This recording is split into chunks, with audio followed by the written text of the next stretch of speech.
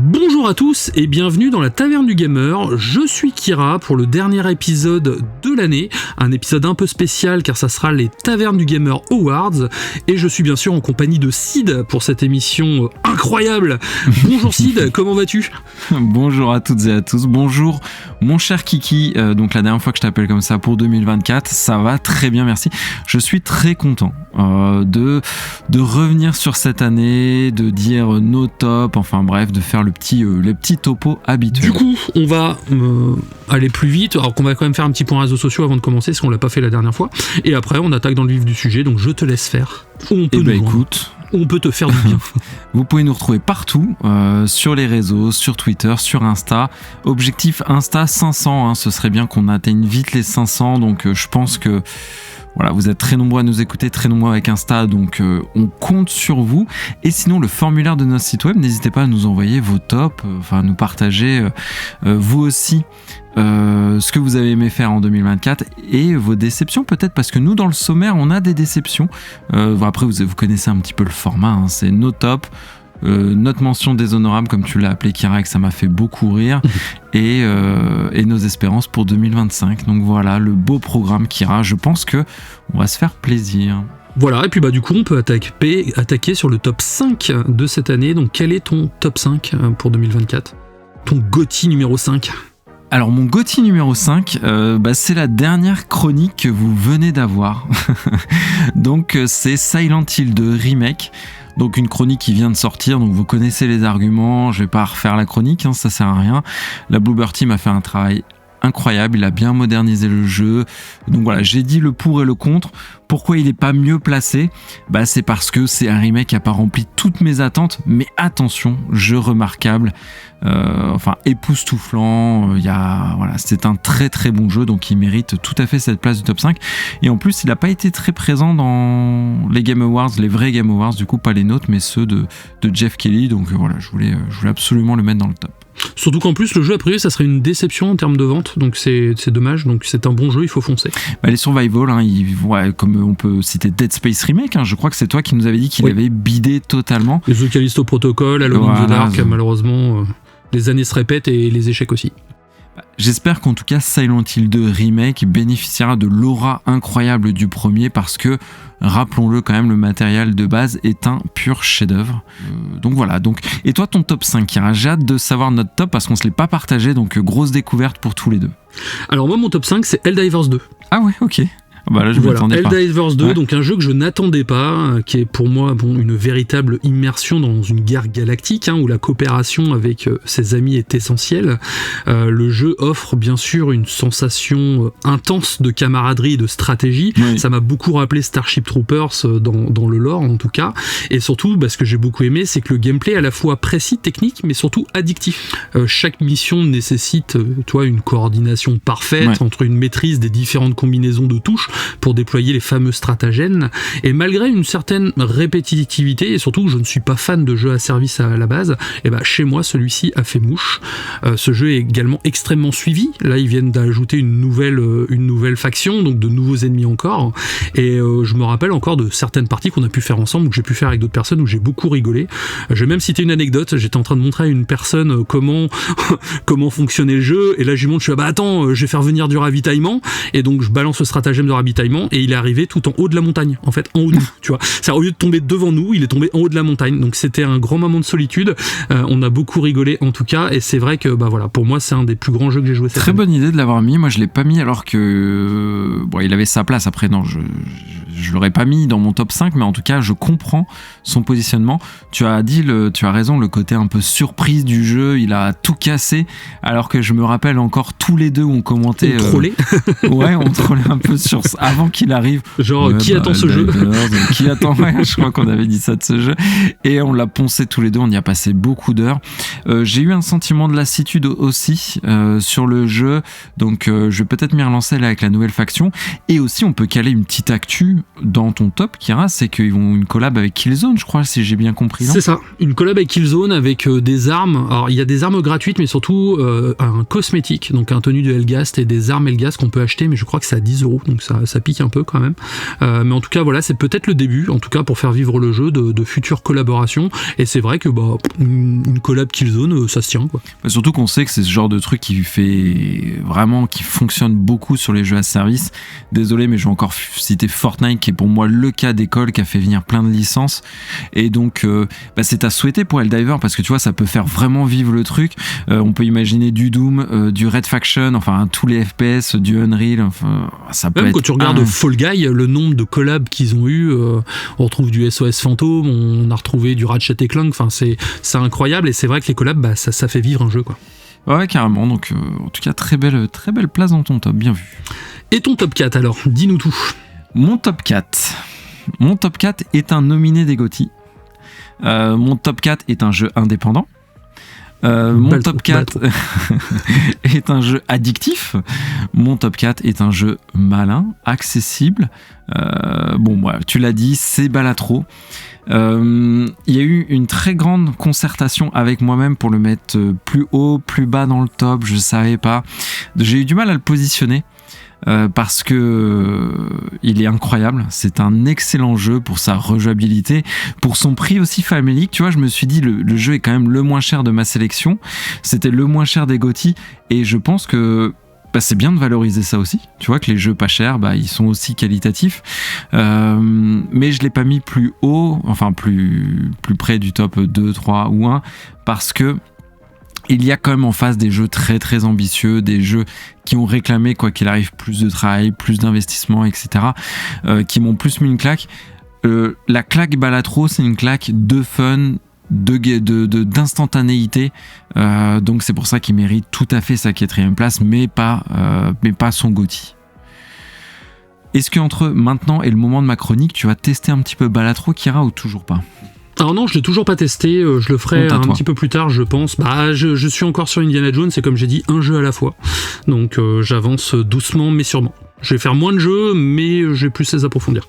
Ah écoute, c'est bien. Ça, toi t'es déjà dans les résolutions de 2025, tes bonnes résolutions, c'est ça ? Exactement, le nouveau Kira, c'est comme le Beaujolais nouveau en fait, mais avec meilleur goût, j'espère en tout cas. Et on va rajouter cette année cette section, nos résolutions de 2025 après, on y viendra. Ah, c'est vrai que c'est pas c'est une bonne idée. Ton top 4 ? Alors mon top 4 à moi, c'est Warhammer Space Marines 2. Ah ok, je pensais qu'il serait mieux placé. Ah non, je l'ai mis en numéro 4, parce que les jeux du dessus méritent davantage, donc j'en parlerai tout à l'heure. C'est un véritable régal pour les fans de l'univers Warhammer, comme pour les néophytes. Moi, j'ai connu vraiment l'univers Warhammer avec ce jeu, et ça m'a donné vraiment envie de m'y investir. Le jeu met particulièrement l'accent sur un gameplay qui est plus technique qu'il n'y paraît. C'est surtout visible dans les niveaux de difficulté assez élevés. Le mode opération, par exemple, qui est pour moi la pierre angulaire de ce jeu, où les combats sont intenses et sont stratégiques, ça nécessite une maîtrise approfondie, surtout des mécaniques de jeu pour triompher. Contrairement à Gears of War, on a beaucoup de mécaniques sur la recharge. Là, on a une toute autre mécanique en fait sur la frénésie et sur la coopération. C'est un jeu qui a su capturer parfaitement l'essence de cet univers. C'est un bonbon pour les amateurs de Warhammer, ça offre des heures de personnalisation également, pour peu qu'on s'y investisse un minimum. Écoute, je suis pas étonné de le voir. Je te dis, je pensais même que tu l'aurais placé un petit peu mieux. Après moi je vais pas trop en dire parce que j'en parle aussi de Warhammer dans cette émission, donc j'en dis pas trop.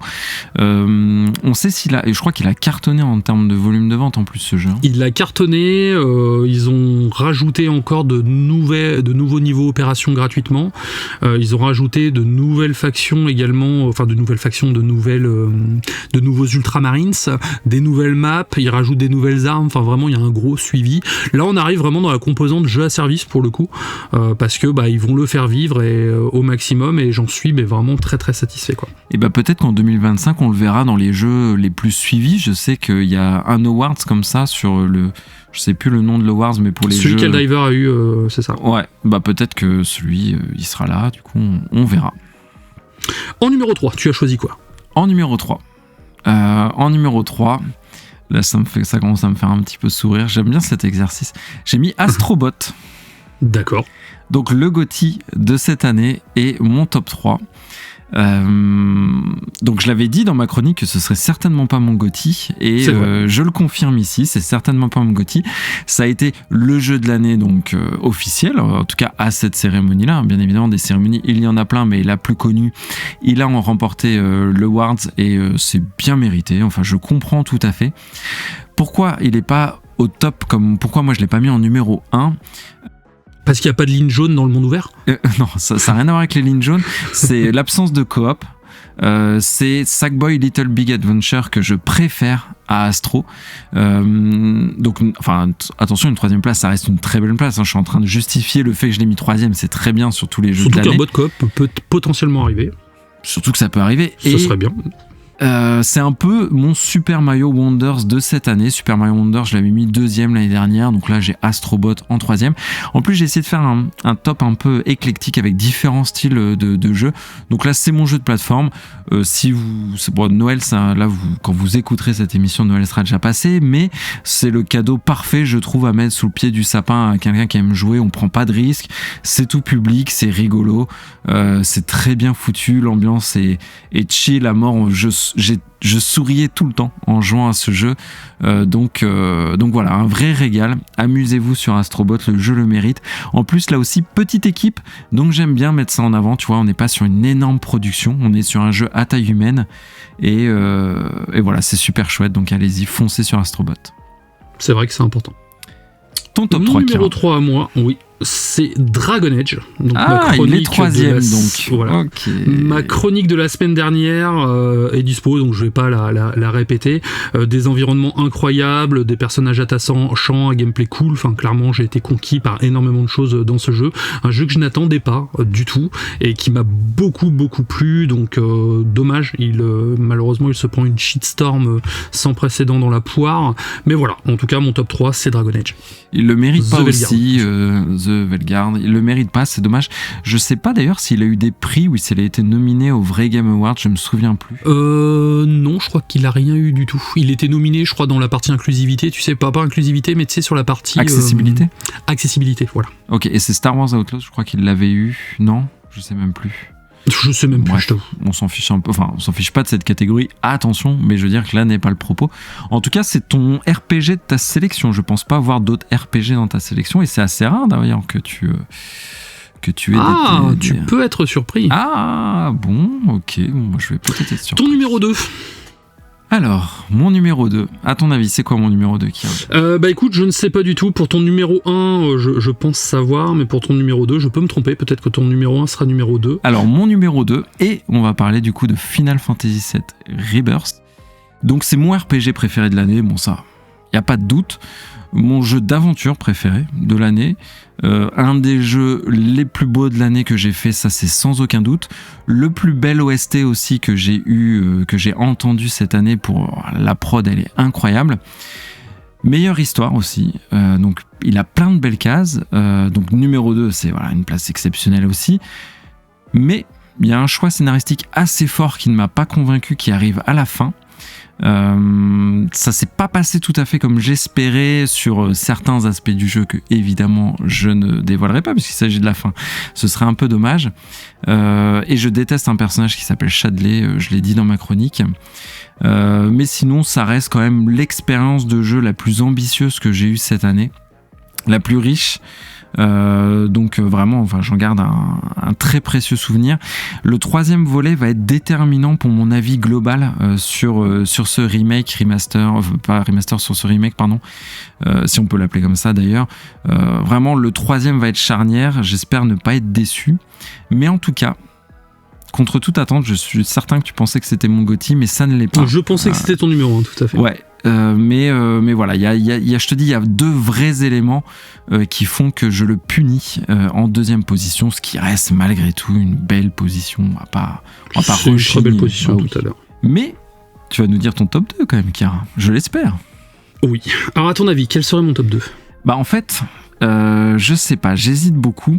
Je sais que t'aimes beaucoup Indiana Jones, mais je sais même pas s'il va être dans ton top, puisque voilà, il était pas, il est sorti cette année, donc il pourrait tout à fait l'être.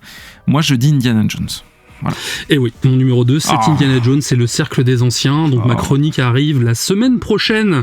Bon, je vais pas la faire en avance parce que Indy, j'ai envie de savoir un petit peu quand même. Parce que aventure avec un grand A, encore un jeu atypique chez Microsoft, parce qu'il met à l'amende encore une fois les 2 derniers Indiana Jones. C'est exactement ce que j'avais envie de retrouver, et surtout c'est encore un jeu qui m'a fait fermer ma tronche. J'avais peur avec Machine Gun Games à la production qui me fasse un Wolfenstein skinné indie, et c'est pas le cas.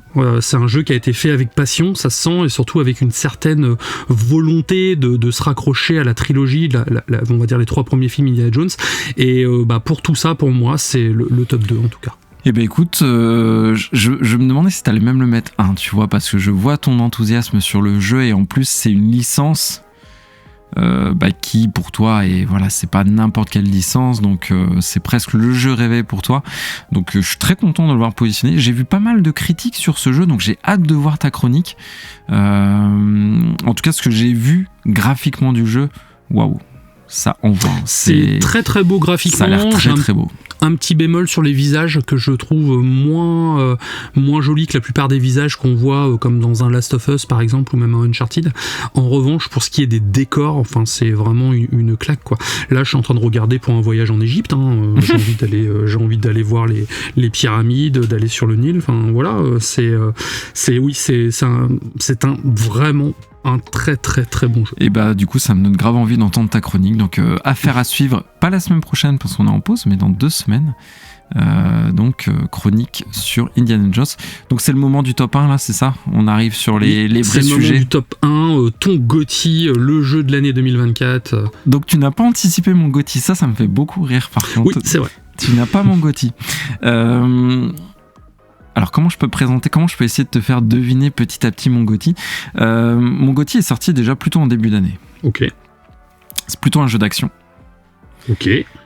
C'est plutôt un des styles de jeu que j'affectionne tout particulièrement, avec c'est du beat'em up. Stellar Blade. C'est Stellar Blade, exactement. Ah. Pourquoi j'ai mis Stellar Blade en 1? Déjà, je l'ai trouvé le jeu vraiment canon, j'ai adoré le jeu.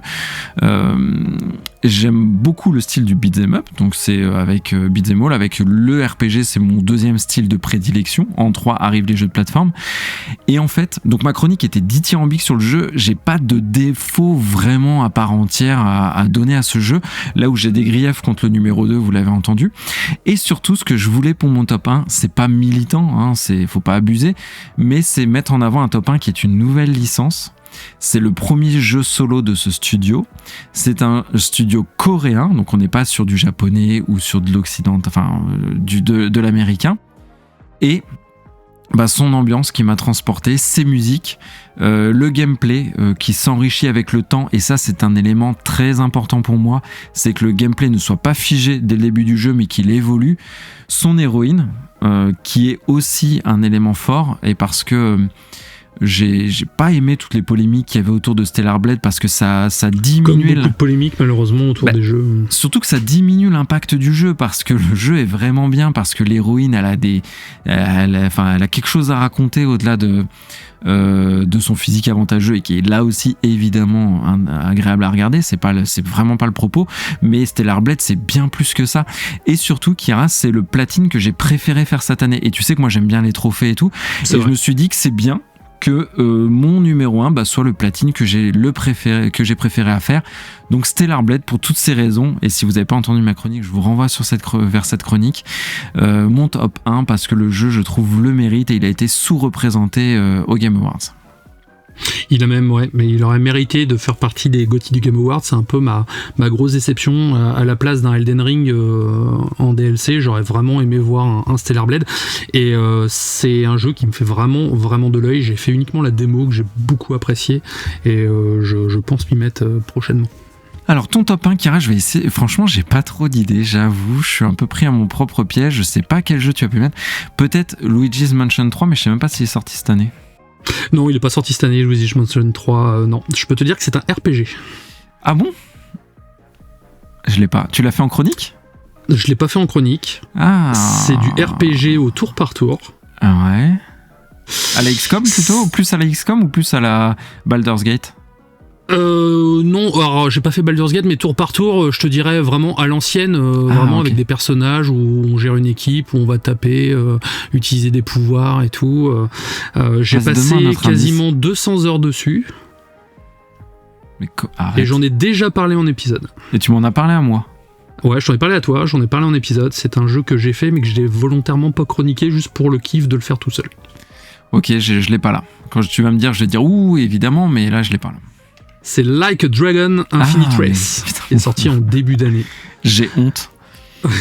Ce jeu qui m'a fait passer des rires aux larmes, ce jeu qui m'a happé avec son gameplay riche et immersif, ce jeu avec des personnages incroyablement bien écrits, attachants et touchants.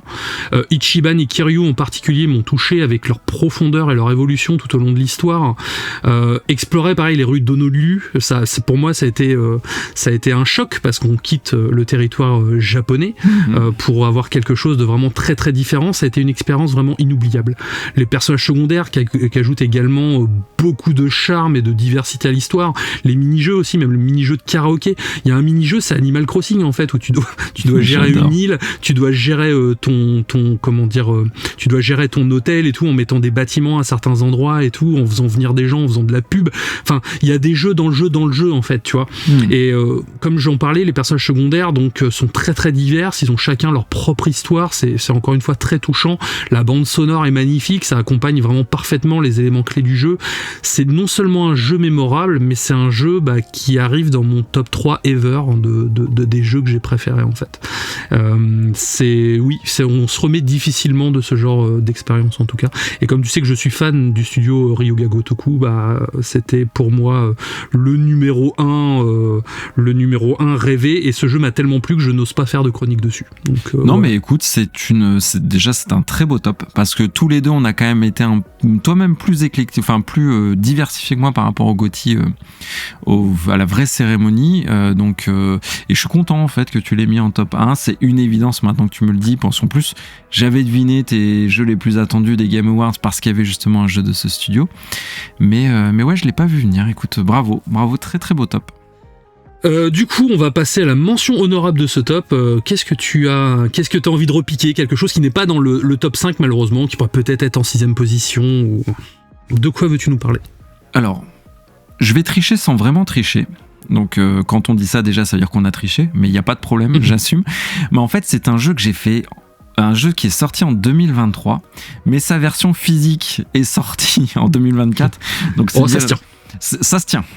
Parce que moi, les jeux, ils sont vraiment sortis que quand ils sortent en physique. Voilà, c'est ça mon argument pour avouer ma triche, pour justifier ma triche plutôt. Donc ce sera un RPG. Et c'est Sea of Stars, donc qui a pas pu être dans mon top en 2023 puisque je ne l'avais pas fait. C'est vrai. Donc je l'ai fait cette année, j'y ai passé beaucoup de temps.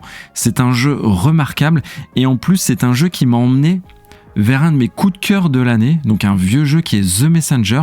Et tu te rappelles, je l'avais dit en chronique, Sea of Stars, c'est de Sabotage Studio, et j'ai commencé par Sea of Stars. Ils avaient fait un autre jeu avant, The Messenger, donc j'ai voulu faire l'autre jeu. Enfin, tu vois, ça m'a emmené vers un coup de cœur énorme qui est The Messenger.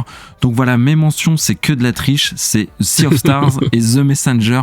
Voilà, j'assume, jouer à des jeux, c'est des pépites. Et toi, ta petite mention, est-ce que t'as triché comme moi ou t'as été dans les règles cette fois-ci? Alors moi j'étais carrément dans la règle en fait. Ah ok, joli, bravo. Je l'ai chroniqué, c'est Sandland. Ah ok, cool. Parce que Akira Toriyama, parce que le jeu est très beau, parce que les personnages sont très attachants, cette fibre écologique aussi me plaît énormément. Tout ça fait que je me suis senti un peu comme un doudou, et c'est un jeu vraiment que je vous conseille de faire. Ça serait dommage de vous arrêter en cours ou de ne pas le faire, parce que c'est quand même assez atypique aussi dans le côté action RPG. Il y a tout un côté crafting de véhicules, exploration, et voilà, c'est très différent des jeux japonais habituels.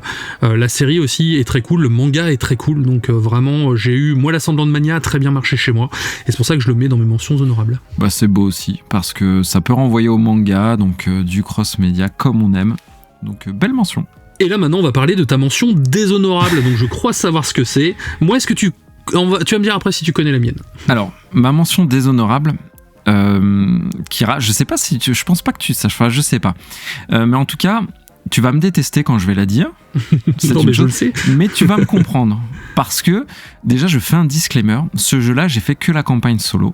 Certes. Je n'ai pas fait la campagne multi et j'ai pas testé les modes multi. C'est un tort. Mais en même temps, j'ai pas joué à beaucoup de jeux cette année. J'ai été sélectif. Donc finalement, tous les autres jeux auxquels j'ai joué, j'ai beaucoup aimé. Et donc, c'est Warhammer 40 000 Space Marine 2.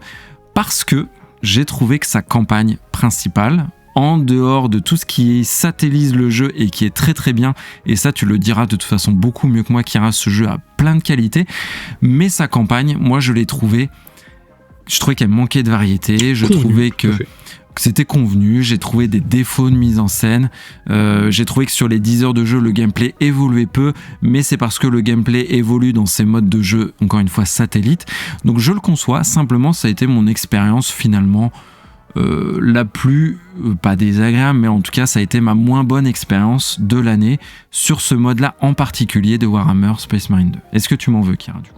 Tu me balances des cacahuètes. Je t'en veux pas parce que je suis d'un sens d'accord avec toi. C'est vrai que la campagne est assez répétitive et c'est plus un gros tuto, on va dire, pour le jeu derrière, en fait. Disons que la campagne a le mérite d'exister, de nous présenter pas mal de fourchettes de gameplay comme les jetpacks, les choses comme ça. Mais oui, je suis d'accord avec toi. Si on se concentre que sur la campagne, ça peut être un jeu décevant, même si par moment, moi j'en ai pris plein la tronche. Surtout vers les derniers niveaux. Tu vois. Mais là-dessus, non, je te comprends vraiment par rapport à cet aspect-là, en tout cas. Et donc toi, ta déception de l'année, Kira, moi je pense la savoir, j'ai pas trop de doutes. Je peux essayer de deviner du coup ? Vas-y. Pour moi, c'est un jeu qui se passe dans l'espace. Oui. C'est un jeu d'un très gros éditeur français. Oui. Et c'est un jeu qui mérite sans doute ta déception parce que c'est un univers que tu aimes beaucoup, mais la franchise t'a de toute façon pas mal déçu ces derniers temps. Donc t'en attendais beaucoup sans trop en attendre, mais t'as quand même été déçu. Est-ce que j'ai bien résumé les choses ? Voilà, en fait, disons que Star Wars Outlaws, c'est ma mention déshonorable, disons que c'est un peu 12 sur 10, tu vois, j'en attendais rien, mais j'étais quand même déçu. C'est-à-dire que tout ce que j'attendais en voyant les trailers, je les ai malheureusement pris de plein fouet. J'ai passé des très bons moments quand même sur ce jeu, mais il m'a déçu sur plusieurs points. Le protagoniste déjà, Kai, qui manque cruellement de charisme, c'est très difficile de s'attacher à elle. L'open world, qui est visuellement très attrayant, c'est vrai, mais les activités proposées sont génériques et ça devient rapidement répétitif. Le gameplay d'infiltration qui est flingué. Et l'infiltration. Et moi qui adore l'infiltration, c'est dire à quel point c'est vraiment... En fait, c'est à partir de là que moi le jeu a basculé, tu vois. Parce que toutes les mécaniques d'infiltration qui sont si peu intuitives, ça m'a bloqué. Et aussi l'histoire qui est oubliable, ça peine sur la durée.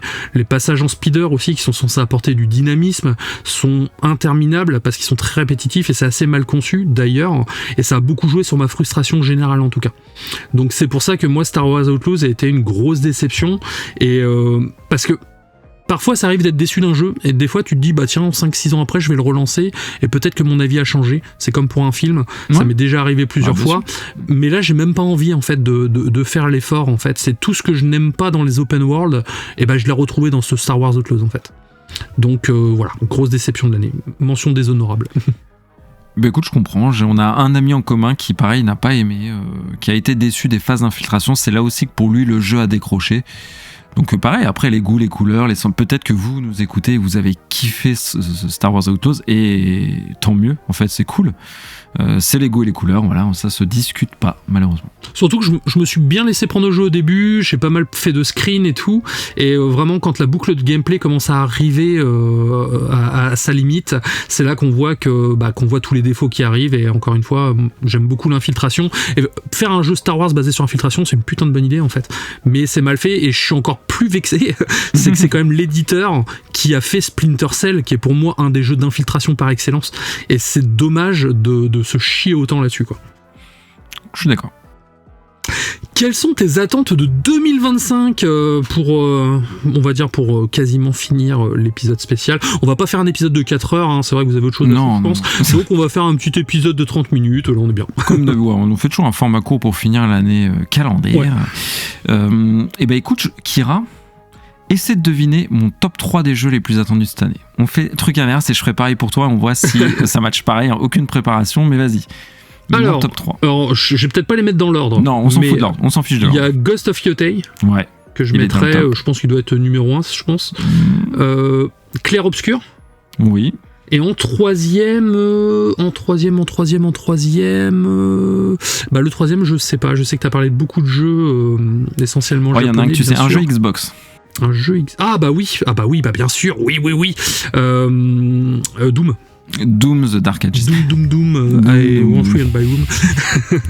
Alors, mes 1, 2, 3, c'était... t'en as oublié un quand même. En fait, les 3 sont bons, t'as cité juste une mention. Donc, en numéro 3, Doom The Dark Ages. Donc, tout à fait, je l'attends. Ghost of Yotei en 2. En 1, Death Stranding 2. Ah oui, c'est vrai, il y a Death Stranding 2, tout à fait. Et oui. Et ma mention était Clair Obscur. Bravo quand même, c'est très très propre. Et il y a des jeux, on sait pas trop vraiment si on sortira en 2025. Je pense à Vampire la Masquerade Bloodline 2, que j'attends de ouf. Le prochain Pokémon, Pragmata pour Capcom. Tout ça, c'est un point d'interrogation. Mais en tout cas, franchement, bravo Kira, tu t'es bien débrouillé. Toi, tu peux me dire aussi mon top 3. Ouais, mais toi, c'est trop facile. Non, moi, je pense que je connais le tien sans aucun problème. Tu vois, le mec trop confiant. Donc, top 1, c'est Metal Gear Delta. Et non. Je l'ai pas mis dedans. Même si c'est mon jeu préféré, je me suis concentré, arrête. en fait, je me suis concentré. Ah oui, je vais te le dire quand même. Je me suis concentré sur des nouvelles IP. Laisse-moi me rattraper. Ghost of Yotei. Que des nouvelles IP, hein, donc pas de suite. Ah bah Ghost of Yotei, c'est une suite sans être une suite, si. Ouais, c'est pour ça que j'ai un peu triché sur celui-là. Ouais, tu peux le dire. Fable. Non, c'est une suite. C'est une suite. Reboot du moins, mais. Ouais. Dans ce cas, Clair Obscur, par contre, je suis sûr qu'il est dedans. J'ai mis Clair Obscur, tout à fait. Et du coup, je sèche sur les autres. Tu m'as trop mis de contraintes là. Voilà, donc je me suis mis, moi, cette contrainte de pas mettre de suite parce que sinon ça reste un tout autre top. En numéro 1, j'ai mis Judas. Ah ok, ah oui, bien vu, évidemment. Que j'attends beaucoup, créateur de BioShock forcément, donc voilà. En numéro 2, j'ai mis Ghost of Yotei, parce que je me suis dit, bon, c'est une suite sans être une suite. Ouais. Et en numéro 3, j'ai mis Clair Obscur, que j'attends énormément également. Bon. Pas mal. Et donc ta mention, voilà, c'est. Et ma mention, toujours en restant en fait dans mes tops, sans connaître, sans suite ou quoi que ce soit, j'ai mis South of Midnight, que j'ai mis dans mes grosses attentes en tout cas. Sinon, bien sûr, j'ai GTA 6, j'ai Mafia, j'ai The Sinking City 2, j'ai Kingdom Come 2, j'ai 1943 aussi, Rise of the Hydra, qui me tente beaucoup le jeu Marvel. L'année va être folle. Hein. Voilà, Terminator Survivor aussi, parce que Terminator, enfin voilà, sinon mon top 1 ever, c'est Metal Gear Solid Delta, bien sûr. Et en numéro 2, j'ai GTA 6. Ouais, bien sûr. Et Mafia en 3, du coup, si on fait l'amalgame de tout ça. Et voilà, si on fait en 3, j'ai Mafia en 3, donc je voulais faire un petit piège. Donc très très belle année. Et du coup, c'est quoi ta bonne résolution de 2025, jeu vidéo ou pas, mais ta bonne résolution? Alors, ma bonne résolution, c'est celle que j'ai commencé en fin d'année, c'est jouer uniquement à un jeu à la fois et un jeu multi en parallèle, pour éviter que ce soit trop le Bronx et que je commence des jeux et que je peine à y retourner. C'est vrai que certains gameplays changent et quand on revient en arrière, on peut être vite embêté. J'aimerais bien jouer à des jeux de 2024 que je n'ai pas eu l'occasion de jouer, en fait, donc voilà, je me rajoute... Avec l'année qui nous attend, là, c'est chaud quand même. Hein. Ouais, avec l'année qui nous attend, c'est chaud, c'est vrai, mais j'aimerais bien faire Blacksmith Wukong, par exemple, Stellar Blade, Cat Quest 3 aussi que je compte faire peut-être cet été sur ma Switch, mais voilà, c'est un petit peu mes résolutions de cette année. On va dire peut-être moins dépenser, être plus sélectif en tout cas dans mes dépenses. Voilà, sinon, et toi, quelles sont tes bonnes résolutions pour l'année prochaine? Moi, en bonne résolution, j'en ai pas particulièrement. Ma seule bonne résolution que je devrais faire, c'est pareil, franchement, faut que j'arrête d'acheter tout plein de trucs. Mais ça, je sais que je n'y arriverai pas. Donc l'année prochaine, il y aura très certainement la Switch 2. Voilà, donc ça. Ouais, je la prendrai Day One aussi, si elle est pas annoncée, le choix. Je pense que je craquerai pour une PS5 Pro. C'est inutile total, je vous donne raison à tous, vous qui nous écoutez. Surtout en ce moment, a priori, les jeux sont moins bien que sur PS5 normal. Ça reste à prouver, mais en tout cas, GT7 pour Gran Turismo, en fait, c'est vraiment pour Gran Turismo 7 que j'ai envie de l'avoir, donc c'est un peu déraisonnable. Donc voilà, ma seule bonne résolution, ce sera pas ça, mais on se reparlera dans un an et je vous dirai que je l'ai pas tenu, et au moins vous êtes au courant que je l'ai pas tenu à l'avance, donc on est bon. Voilà. Hein. Après, s'ils font un pack avec le lecteur intégré à un prix plus abordable, vu qu'en plus je vais avoir une nouvelle télé là le 27 décembre et GTA 6, je peux passer à la caisse. Mais il me faut quand même que le lecteur soit fourni avec, faut pas déconner. Donc voilà, bah écoutez, rien d'autre, moi en tout cas en termes de résolution, mon cher Guillaume. Bah voilà, en tout cas, moi ce fut un plaisir d'animer ce top avec toi. On est resté dans les clous, comme on a dit. On ne peut pas faire plus de 30 minutes, on est à peu près 30 minutes avec le montage. Est-ce que toi tu souhaites, je vais te laisser le mot de la fin pour cette dernière émission de l'année. N'oubliez pas, la semaine prochaine on est en vacances, donc s'il n'y a pas d'épisode, c'est normal, mais c'est pour revenir en forme en tout cas. Et le seul mot de la fin, il sera pour toi, Kira, pour nos auditeurs. Je vous souhaite une bonne, heureuse année. Prenez soin de vous. On parle de cinéma, de jeux vidéo, de livres, de tout ça, mais bon, la santé avant tout, on le dira jamais assez. Et prenez soin de vous et vos proches. Hein, Kira, je pense c'est important, prenez soin de vous, tout à fait, vos proches. Pensez aussi à vous, c'est important. Donc ne pas s'oublier, kiffer bien la vie, ne pas s'oublier, parce que c'est toujours bien de penser à ses proches, de penser aux autres, mais aussi penser à soi. C'est pas être égoïste, c'est aussi vivre correctement et décemment, quoi. Donc vraiment, faites-vous plaisir et kiffez. En tout cas, c'est le plus important. Oui, tout à fait. Et on pense à vous, qui avez peut-être pas pu fêter vos fêtes, ou qui êtes seul, ou qui êtes hospitalisé, ou qui traversez une période difficile. Vous nous l'écrivez toutes les semaines et on pense à vous, vraiment. Donc on vous dédie cette émission, à vous qui êtes un peu plus dans la tourmente. Exactement, c'est vrai qu'on a eu certains retours auditeurs qui sont très touchants en tout cas, c'est pas des moments forcément faciles et en tout cas on est vraiment de tout cœur avec vous, on vous accompagne, on essaye de vous faire sourire ou rigoler comme on peut avec des vannes pourries et du gros troll comme on aime bien le faire en tout cas, mais si vraiment vous y trouvez votre compte, c'est cool et nous c'est le meilleur des compliments en tout cas. Exactement. Et on finit sur une note positive, passez la plus belle année 2025 possible et merci pour votre soutien, merci à toi Kira pour l'animation toutes les semaines de ce podcast et on se dit à très vite, à dans 2 semaines. Allez, à dans 2 semaines, ciao.